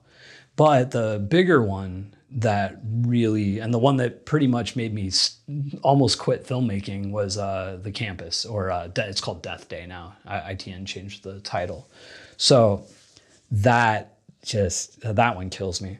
So we shot it in 2018, and I'd done all the other movies, and I was basically trying to follow the business plan that AMG, the company I worked for, had laid out. Do a movie for around 50,000. You have these elements. Keep it low, and it was a single location horror movie. It had a mix of zombies, ghosts, and what do you call it? Stalker slasher movie. It was a woman that was dying over and over, and every time she died, she would come back in a different horror movie scenario. A little Death Day, but which is why Happy Death Day, which is why the distributor actually changed the title to Death Day to write off those coattails. But anyway, we finished it off, and what had happened was this was right. So we greenlit the movie right as I was Amazon was about at its peak, and as this movie was greenlit, when Amazon did their first take it from whatever 15 cents an hour to 5 cents an hour, took it down, and the market DVD it was already shrinking, but it shrank really crazy between 2017 and 2018. The market just wasn't there anymore, not like it was. So the movie came out, and I was projecting it at a minimum. It was going to make 3,000 a month, but I was expecting more 20,000 a month. Came out, it made $1,200 month 1. It made $1,000 month 2, $700 month 3. It was down to 4 on month 4, and then I was And the other big problem was initially I did not go with distribution. I was like, I'm going to self-distribute this. I'm going to do the Amazon thing, and then I'll let FilmHub do the other things. So I just done the Amazon, and it just wasn't going. I was like, God, we're never going to make even close to the budget back. And I had all of these investors and, people like talking about, hey, we need our money back. So I got a little bit like desperate, like, oh, I need to find a distributor for it. And at that point, we'd already released it, so a lot of distributors won't touch it. So I found a sales agent that could make a deal with ITN, and ITN would take it. So I did. And the sales agent deal, I didn't do my due diligence. It wasn't a great deal. And I think the movie made around 30 grand in the first year, and we never saw any of it. So I ended up threatening some legal action against the sales agent. I got out of that deal, and now my deal's directly with ITN, so I get the money directly from them, but that 30 was already gone. And it had already done its 2 years, so it's like now it makes, about $1,000 or less a quarter, and that money will just, I'll never be able to pay those people back unless I do it out of pocket, which I've kind of started to do. But yeah, and it was just, my eye wasn't on the ball. I was distracted by some other things and other business stuff, and it didn't work out. Do you think you'll ever use a sales agent again? I would never use a sales agent again. Never. And I'm not saying that there are not good ones or whatnot, but I just think that the market has changed. The only reason I even went to that one in the first place was because I made a huge mistake off the bat. Like if you're going to distribute a film, if you're going to self-distribute and that's what you're going to do, stick with it. Go all in, self-distribute. If you're going to do a distributor, stick with them. Stop. Don't try to pull it midway. Unless something's drastically wrong. Like honestly, if I just would have stayed the course with self-distribution, because I'm sorry, I said I was going to do FilmHub, but that's actually not 100% true, because FilmHub, I wasn't really aware of it at that time. Like I was just becoming aware of it. So like if I just would have held on to that for a year and then done FilmHub and the other platforms, and then it would have hit Tubi, and I don't know that I would have saw the whole budget back, but I would have saw a lot more than I did. But I made the mistake of, getting desperate and going for the sales agent and the distributor. And I'm not 100% on the distributor either, but I just, I did it out of desperation, and it was a bad move. With the Alien documentary where you went to the convention, you said it was pulled off Amazon but then put back on. Mm-hmm. Was that because watch time was low, or? It's really hard to say. So Amazon has a thing they call a customer engagement ranking, and it's what they base how much they pay you now. And if your ranking is under a certain amount, there is a good chance you'll get purged. But the other thing that can happen with the purging is, because people got to remember, there aren't human beings like watching all these movies. There are algorithms, there are third parties that come in, and they're just scanning stuff.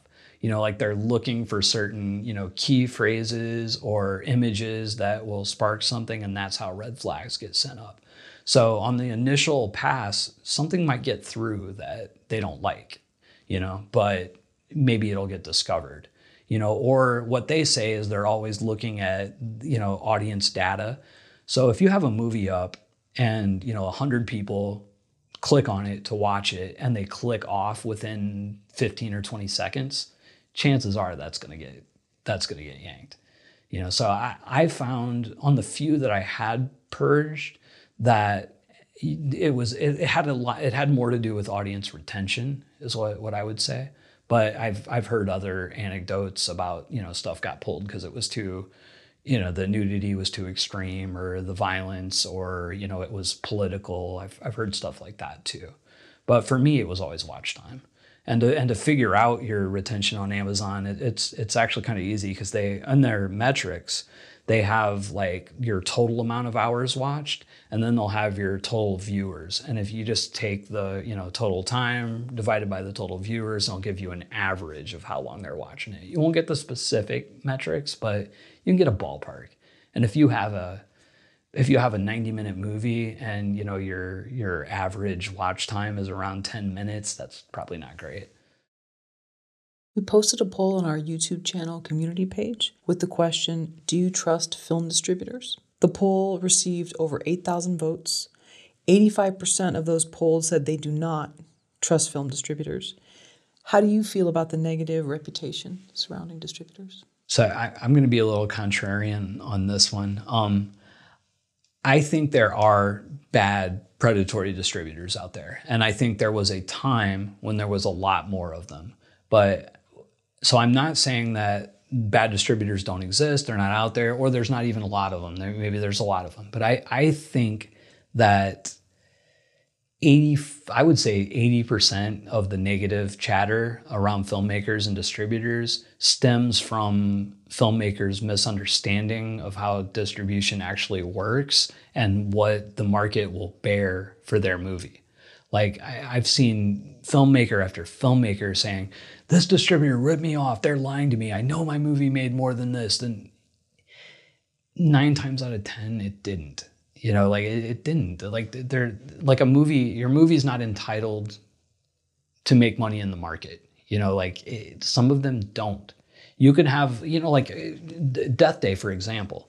Like it's not the best movie in the world, but it's competent. It has all of the like sellable elements. It's all in focus. You know, it should have done better, but it didn't, and it wasn't like the distributor hiding numbers from me or anything. Is like it just didn't do well. And I think a lot of times it's easier for us to point the finger and say it's their fault or they're lying or they cheated than the movie just didn't do well, you know? And I think that's what happens a lot of the time. And then the other thing is, you know, it's just in contracts. And, you know, a distributor is a business. They're looking to make money. So the first contract they give you, it's going to be boilerplate or it's going to be, you know, skewed to favor them. You know, I haven't worked with one distributor, well, maybe one, that wouldn't negotiate a contract. So like if you don't do your due diligence and don't realize that, hey, I made a $50,000 movie and a $30,000 sales cap is crazy. If you don't know that and you sign a $30,000 sales cap, it's kind of like, you know, I'm not saying it's all your fault, but you signed a bad deal. You know, like you had the contract, you know, you should know that 30,000 on 50 is that's a bad deal. It's a red flag, you know, or, you know, these companies that are running around now trying to like have filmmakers sign 25-year contracts. Like that's ridiculous in this day and age, you know? So like you should, if you don't know that, you need to educate yourself. So like if you're gonna go out and look for a distributor and, you know the points on the contract, educate yourself, you know, like and the thing that makes me mad is like today, there's no shortage of information out there about these distributors, you know, and the ones that are bad, that are really predatory, like you can find it pretty quick. I mean, you can Google predatory distributor and these names will pop up, you know, like avoid them. So I you know, there are situations like Distributor where like that was like straight up, that no fault of the filmmakers, like that happened. That was a horrible, like bad situation, you know, and there are distributors out there that are doing like really shady crap and, you know, and again, at no fault of the filmmaker. But I would say more often than not, a lot of the negative things around them is just not understanding distribution. And these boilerplate contracts, how many pages are they? I mean, it could be anywhere from, you know, I've seen some that are single pages, but I've seen others that are, you know, 10 or 12 pages. They are, and they're long, you know, and I don't understand all the ins and outs of contracts, but, you know, I go to other producers that are more experienced if I'm dealing with a new distributor, and I'll give it to them. Or, you know, and I know a lot of people are like, well, I can't afford a lawyer, but, you know, you can get a lawyer to look at it, an entertainment attorney to look at a contract for a few $100s, you know, and I know that sounds, you know, whatever, maybe that's, you know, like an entitled, like, hey, a few $100s, it's nothing. But if you're looking at making money on your movie, you have to take some of these safeguards. So if you don't know the distributor and don't have a relationship with them or don't know anybody that does, get out there and find somebody that does. Like, it's really easy to track down other producers now. You can go on 9DB Pro, look up a distributor, click on 10 or 12 of the movies that they've distributed and start contacting producers. Some of them won't want to talk to you, some of them will bullshit you, but you talk to enough, you can get a lay of the land. And then have a lawyer look at the contract or somebody that you trust that has more experience than you and go from there. And when you did take a contract or contracts to an attorney, were there certain things that were eye-opening to you where you kind of thought, oh yeah, this sounds fine. It's legalese for something, but I'm sure it's fine. And then they pointed out, ooh, this is actually a red flag? Not really. I mean, for me, I've been fairly lucky with two exceptions with distributors. And most of the things that I got back was just like, kind of just what I mentioned before. Like one of them was like, this is too long a license term. Like they wanted 10 years and they're like, you should get this down to no more than 7, probably 5, or they would say that their sales cap on this is $25,000. Your movie was budgeted at 42. That's half of your budget. Like, that's probably more than what, and honestly, if you're talking about lower end distributors, anybody that's trying to charge any more than 15,000, to me, that's a red flag. Like, because you see it over and over. There's no way they're putting in, $30,000 into promotion of those movies. They make a one sheet, maybe a trailer. Every now and then, some of these distributors will really get behind like a single movie, and they might spend that, but I think most of the time they do not. So I just don't. Unless my movie was starting to get over the $100,000 range, I wouldn't even consider a distributor with a sales cap over 15. Why do we often hear that filmmakers are not making money with their distributors? However, we often hear the other side from people who work in the business that you can make great money in distribution. So I think some of it is, grass is greener on the other side stuff. I think some of it is just like not true. Like I've talked to several, distribution company owners over the past, 3 or 4 years, like doing my channel and whatnot. And, they have to present a sunny front.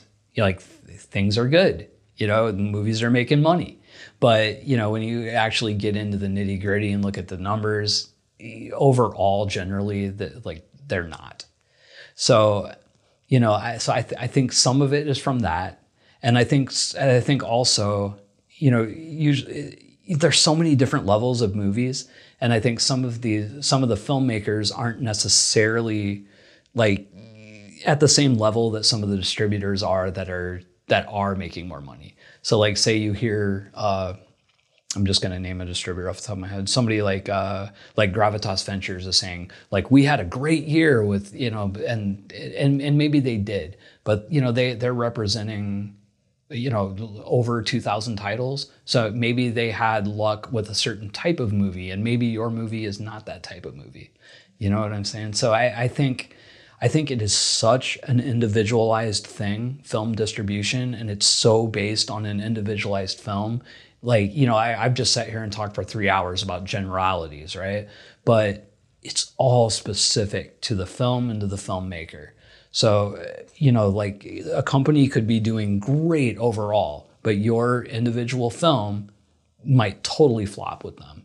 And then the other thing with that, people, you hear this all the time. Filmmakers talk about, distributors like, oh, if I was with this distributor instead of that one, the movie would have done so much better. It wouldn't. They're all going to the same places. They're all getting to the same platforms. They're all doing the same basic amount of marketing or no marketing. It's all the same. Like people ask me all the time, like, what do you, because I do indie rights and Film Hub a lot. Which do you prefer? Which is better? I mean, I've had movies make more with one, movies make more with the other. It just depends on the movie, and that movie, there's no way to tell for sure, but I'd make $1,000 bet that I want to believe would have made just about the same amount of money with Film Hub as it did with indie rights. Or, something that did really well with Film Hub, like Alien Contactee, might have done the exact same thing with indie, probably would have done the exact same thing with indie rights. In general, the movie's going to make the same, it's going to get in the same places. There's some distributors that have, like a few better connections, maybe with this platform or that platform. Maybe they'll get a slightly better deal, or maybe this company has a good relationship with Shudder and you're doing horror movies, and maybe they're good to go for that. But generally speaking, they're all getting to the same place. They're all making the same amount of money. So it comes down to, who do you trust? Who is transparent? Who is going to pay you, and who's going to pay you on time, and who's not going to, screw you over. And, in my experience, distributors like Indie Rights or distribution platforms like Film Hub, they are trustworthy, they're straight up, they're transparent. To me, it's a no-brainer. There are distributors out there that people would say like, well, maybe your film would do better if you went to like Vision Films. And maybe it would, but I would say that the amount that I'm paying on sales fees and the extra stuff that they charge to do those extra things might not be worth the more money you're making. Would you say if someone can't afford an attorney, that maybe distribution is not for them because they could end up hurting themselves severely? That's a good point. That's something to consider. But again, I've signed a few contracts without ever going to an attorney, but like just talking to other producers, or doing the IMDb thing and contacting other producers. And at the end of the day, everything's a risk. Like it's all a risk. Self-distribution is a risk. Distribution is a risk. Doing it yourself, going it with them. There's never a sure thing, and there's never you never know. At a certain point, like filmmaking, it's a trust fall. At a certain point, you either jump in or get out. So, I wouldn't go to a new distributor with craving. I wouldn't do it. There's too much on the line for it. And yeah, sure, maybe I would have, a better chance to get to like Netflix or Hulu or something if I went with a bigger distributor. But distributor that maybe I haven't worked with, to me, it's just like, it's not worth it. And I know that's easy for me to say, having worked with different distributors and having choices. But I'm telling you, if you trust what I'm saying, like Indie Rights out there, they are trustworthy. They'll get you on platforms. You'll get paid, and they're good, and there are others, but like they're the ones I would say that because I've had the most experience with.